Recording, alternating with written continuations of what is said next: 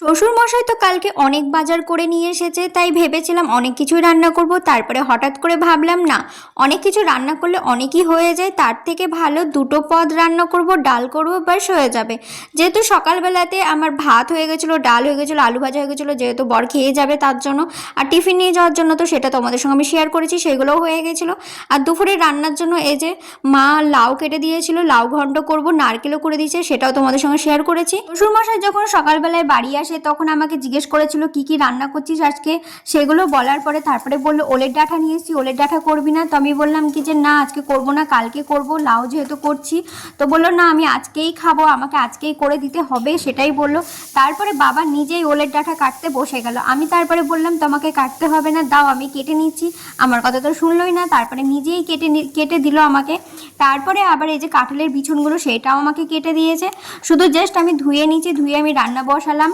আর তারপরে আমাকে জিজ্ঞেস করলো এর মধ্যে আলু আর পটল দিবি না? আমি বললাম পটল আমি দেবো, কিন্তু আলু দেবো না। বাবার যেহেতু সুগার, সেজন্য আমি আলু দিইনি, সেজন্য পটল দিয়েছিলাম। আর ওই যে কাঁঠালের বিছুন দিয়েছিল সেটাই দিয়ে করে দিয়েছি। আর ফার্স্টেই দেখলে আমি পটলগুলো কিন্তু কেটে ধুয়ে ভালো করে কিন্তু আমি ভেজে নিয়েছি লাল করে, তারপরে তুলে নিলাম। তুলে নেওয়ার পরে তারপরে কিন্তু কাঁঠালের বিছুনগুলো, সেগুলো ভালো করে ধুয়ে ভালো করে কিন্তু ভেজে নিয়েছি হালকা লাল করে। ভাজা কমপ্লিট করে তুলে নিয়েছি, যেহেতু আমি কুকারে দিব, ভালো করে সিদ্ধ করে নিতে হবে, নাহলে কি বলো তো, সিদ্ধ হতে চায় না, কাঁঠালের বিছুন চট করে মানে শক্ত হয়ে থাকে। সেজন্য আমি কিন্তু কুকারে আমি ওলের ডাঁটার সঙ্গে পটল আর কাঁঠালের বিছুন একসঙ্গে দিয়ে আমি সিদ্ধ করে নিয়েছি। সিদ্ধ হয়ে যাওয়ার পর আমি নামিয়ে নিয়েছি প্রেশার কুকারটা। তারপরে কিন্তু এদিকে আমি কড়াইয়ে ফোড়ন দিয়ে দেখো মশলা কষিয়ে নিলাম। কষানো আমার যখন কমপ্লিট হয়ে যাবে, তেল যখন ছেড়ে যাবে মশলাটায়, তখন কিন্তু আমি তারপরে কিন্তু কড়াইয়ে ওলের ডাঁটাটাকে দিয়ে দেবো। তো যাই হোক, তোমরা দেখতে থাকো।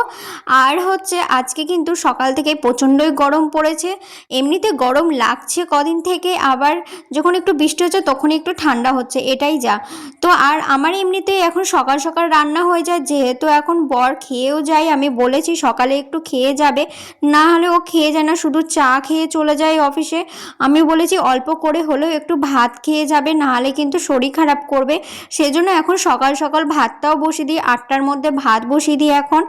আর একটু হলেও ডাল আলু ভাজা ভাতটা যদি একটু দুবারও খায় তাও তো পেটে থাকবে, তাই না? সেজন্য ওকে আমি বলেছি, আর ওর জন্য তাড়াতাড়ি এখন রান্নাটাও আমি কমপ্লিট করে ফেলি। আর আমার রান্না এখন 11টার মধ্যে কমপ্লিট হয়ে যায় রান্না সকাল সকাল। তারপরে বাদবাকি কাজগুলো আস্তে ধীরে সুস্থে করি আমি।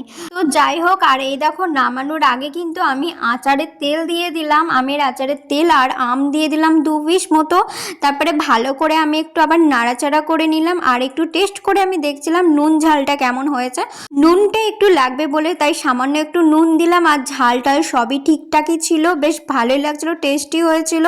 তো এই দেখো আমার কমপ্লিট হয়ে গেছে। কমপ্লিট পরে তারপরে কিন্তু আমি বাটিতে ঢেলে নিলাম। বাটিতে ঢালার পরে কড়াইটাকে নামিয়ে দিলাম বেশিঙে। তারপরে এই দেখো আমি যখন এটাকে নিই, আর যেহেতু বাটিটা গরম হয়ে গেছে, আর যেহেতু গরম গরম নামিয়েছি, আমার না পুরো হাত পুরো জ্বলে গেল, তার জন্য একটু নামিয়ে দিলাম। ফার্স্টে ভাবছিলাম স্যারাশিতে ধরলেই ভালো হতো, এরকম ভাবছিলাম।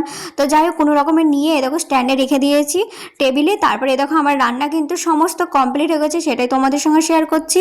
দেখলেই তো ওলের ডাঁটা, তারপরে মটরের ডাল, আর এটা হচ্ছে লাউ ঘন্ট করেছি, আলু ভাজা, আর করেছি ভাত। তো আজকের মেনু আমাদের এইগুলোই হয়েছে।